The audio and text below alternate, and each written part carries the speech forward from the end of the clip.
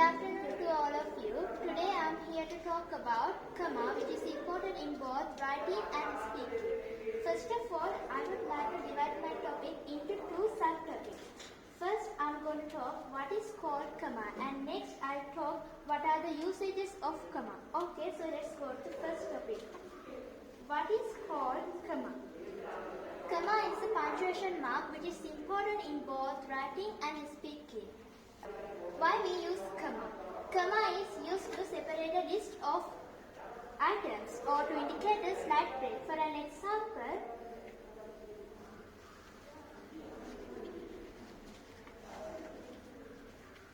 I brought carrots, beans and potatoes. Now you can see comma has been put between two nouns. In this case, comma has been used to separate a list of items. Let's go for another example. I went to the shop, so I wanted to buy a pen. Now comma has been put at the end of a sentence. There are two sentences. One is I went to the shop. The other one is so I wanted to buy a pen.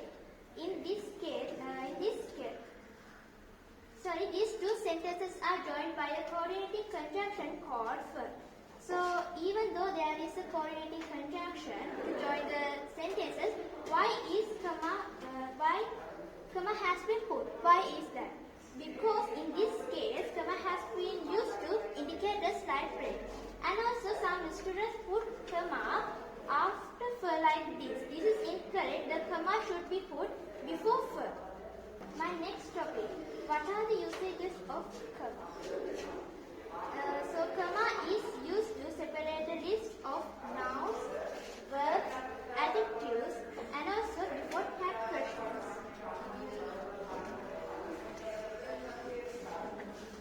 So and also after interjections and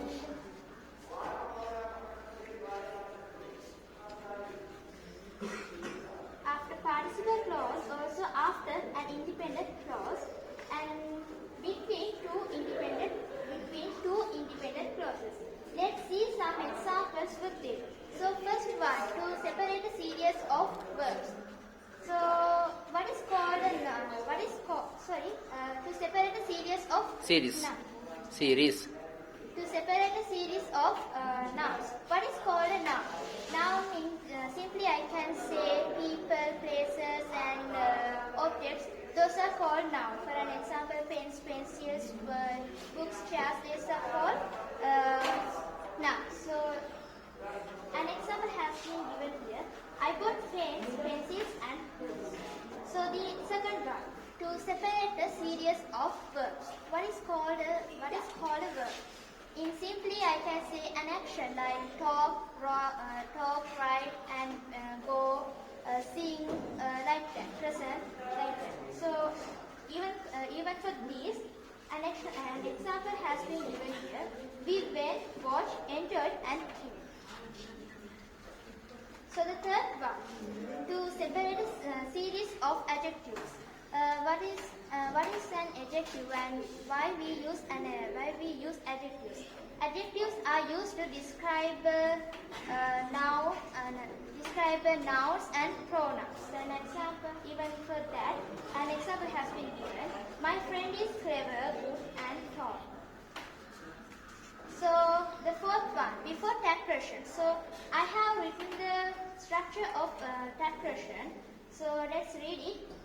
Positive statement plus negative question. So an example has been given. She's good, isn't she?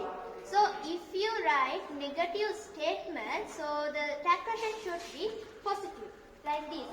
She isn't good, is she? So the sixth, seventh, and 8th one. So I'll explain them in common. The topic is clause. So what is called a clause?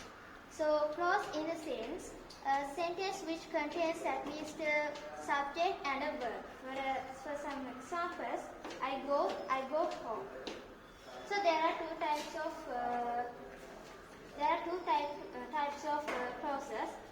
The first one is independent clause, the other one is dependent clause.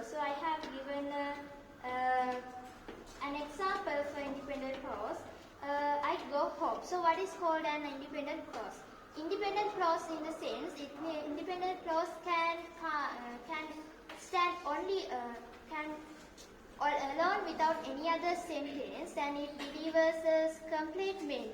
But if we talk about dependent clause, it can't stand alone without any other sentence, and it doesn't deliver complete meaning. So I have written an example. When I went home, my mother had prepared the lunch. So this is the let's see. So it's the same sentence.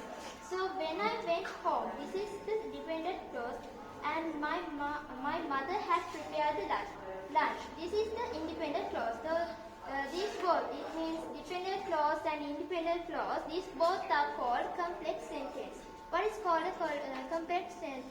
A complex sentence means an independent clause and one or more dependent clauses. That is called complex sentence. Also, I must say, complex sentence starts with the subordinating conjunction. So, what is some examples for subordinating conjunction? When, till, even though, till, until, that. So the next one, compound sentence. What is called a compound sentence? So compound sentence is made up of two independent clauses joined by coordinating conjunction. So what is called? Let's see the coordinating conjunction. So I have written them here. In here, F stands for and A stands for and, N stands for no, B stands for but, O stands for or, Y stands for yet, and S stands for so. So these are called coordinating conjunction. So I have written an example in here. I tried to teach him, but I came up short. So this is an example for compound sentence. So I didn't say after interjection. So what is called? There are so many interjections like wow, gosh, and those are called interjections. For an example, it's a wow, it's a beautiful dance. So like that. So that is all. Thank you. Okay, good.